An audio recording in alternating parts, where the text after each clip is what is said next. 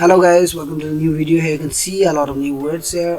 All of these words are actually related to governance. तो कौन सी वाली गवर्नेंस को क्या बोला जाता है? जैसे कि मान लो कि हमारे इंडियन गवर्नमेंट को क्या बोला जाता है? डेमोक्रेसी बोला जाता है।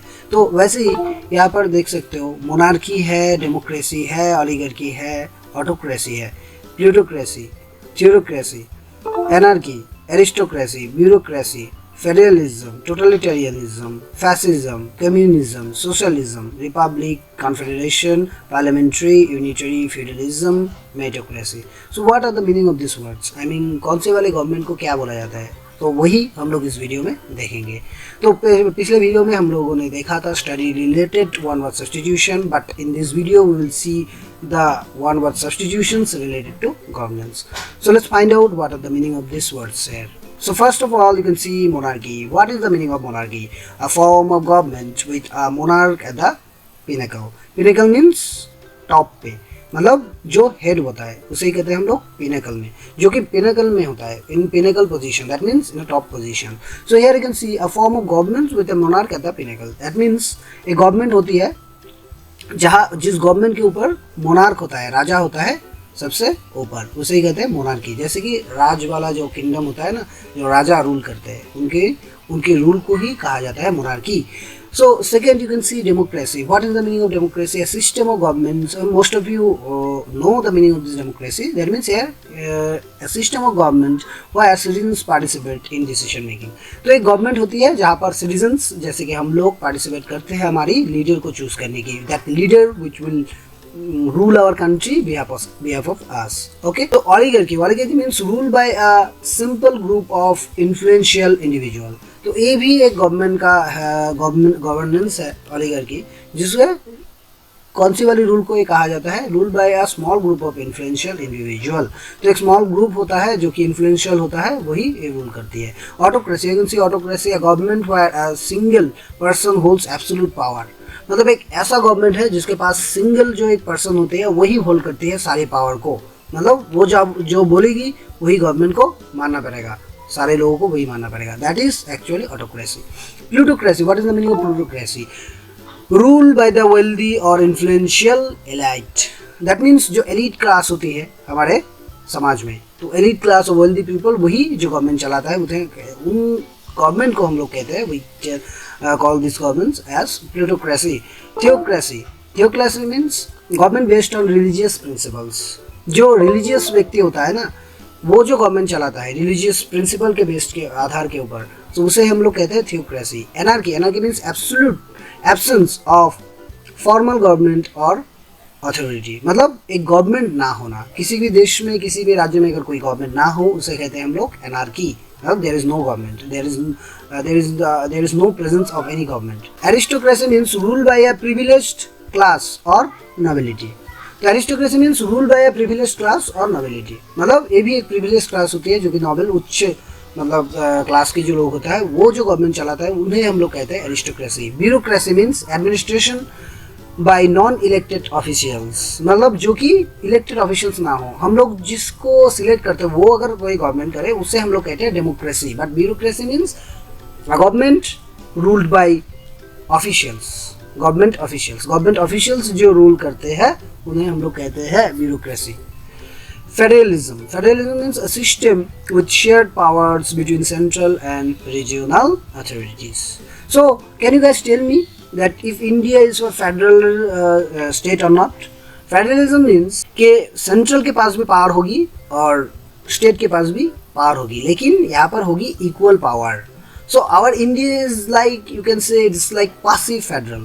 मतलब हाफ फेडरलिज्म को मानता है इंडिया. मतलब स्टेट के पास भी पावर है और सेंट्रल गवर्नमेंट के पास भी पावर है, लेकिन सेंट्रल गवर्नमेंट के पावर जो है वो स्टेट के पावर से ज़्यादा है. टोटलिटेरियनिज्म का मतलब है absolute control by a single party और लीडर. एक पार्टी अगर आ जाए तो वही अगर कंट्रोल करने लगे सारे इंडिया को, समझ लो, सो वो तब इंडिया हो जाएगा टोटलिटेरियनिज्म. मतलब एक पार्टी और लीडर जो कि गवर्नमेंट को रूल करेगा. The next word is fascism. Fascism means authoritarian nationalism with centralized power. तो सेंट्रल के पास भी पावर होगा, लेकिन फिर भी ये जो पावर है एक बंदा ही वो कंट्रोल करेगा, मतलब अथॉरिटी होगी सेंट्रल के पास, सेंट्रल जैसा कर बोलेगा वही मानना पड़ेगा। So fascism was followed by Adolf Hitler during second world war. You might have heard the word, or you might be familiar with the word fascism. Communism means a classless society with collective ownership. तो एक classless communism का meaning क्या होता है? एक classless society with collective ownership, मतलब class नहीं है कोई, मतलब उच्च नीच क्लास नहीं होगा, सबके पास वेल्थ और पावर की इक्वल डिस्ट्रीब्यूशन, दैट इज कहते हैं हम लोग कम्युनिज्म को। Socialism means government control over production and distribution. तो एक देश कितना प्रोडक्शन पैदा करेगा, कितना डिस्ट्रीब्यूशन करेगा वेल्थ को, वो अगर गवर्नमेंट डिसाइड करने आएगी, गवर्नमेंट के ऊपर कंट्रोल आ जाए तो उसे हम लोग कहते हैं socialism. Republic means a state where elected representatives govern. So our India is also a republic state. That means we elect someone and that person as a representative of us govern our country. So that means a state where elected representatives govern. Confederation means a loose union of independent states. मान लो कि बहुत सारे independent state है और वो मिलके एक union बना ले, तब हम लोग कहते हैं उसे confederation. समझ लो कि UK, United Kingdom, there are many countries in that confederation. That is actually called United Kingdom. United Kingdom में बहुत सारा ऐसा कंट्री है, तो वो मिलके जो एक फेडरेशन बनाता है उसे हम लोग कहते हैं confederation. But all of those countries are independent. Parliamentary means a system where the executive is accountable to the legislature. तो एक सिस्टम होता है जो कि एग्जीक्यूटिव जो होता है वो लेजिस्लेचर के ऊपर मतलब रिस्पॉन्सिबल होता है, एक जैसा ही पावर होता है इनके पास. Executive and legislature combines create parliament.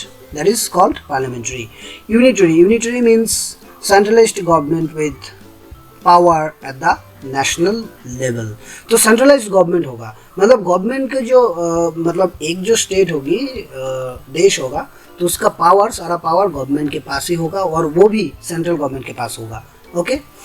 Feudalism means a medieval system based on land ownership and vassals. एक medieval system है जो कि बेस्ड है, medieval मतलब मिडिल एज वाला, मतलब अभी का नहीं है, बहुत सारे दिन पहले का एक सिस्टम था, ओल्ड एज और you can say middle age वाला एक सिस्टम था, जिसे हम लोग हिंदी में कह सकते हैं सामंत प्रथा. ठीक है, एक लैंड ओनर होगा तो उसको जो सबऑर्डिनेट्स होगी, प्रजाएं होगी, उनको जमीन दी जाती है लैंड ओनर की तरह, और जो वो प्रोडक्शन होता है वो लैंड ओनर को दी जाती है. So that is basically called सामंत प्रथा, feudalism. Meritocracy means rule based on individual abilities and qualifications. तो मेरिटोक्रेसी का मतलब क्या होता है? वही रूल करेगा जिसके पास एबिलिटी होगी और क्वालिफिकेशन होगी एक चीज, एक गवर्नमेंट को रूल करने की. Compatible person, government ruled by compatible person who is actually competent to rule the government. So I guess meritocracy is the best governance.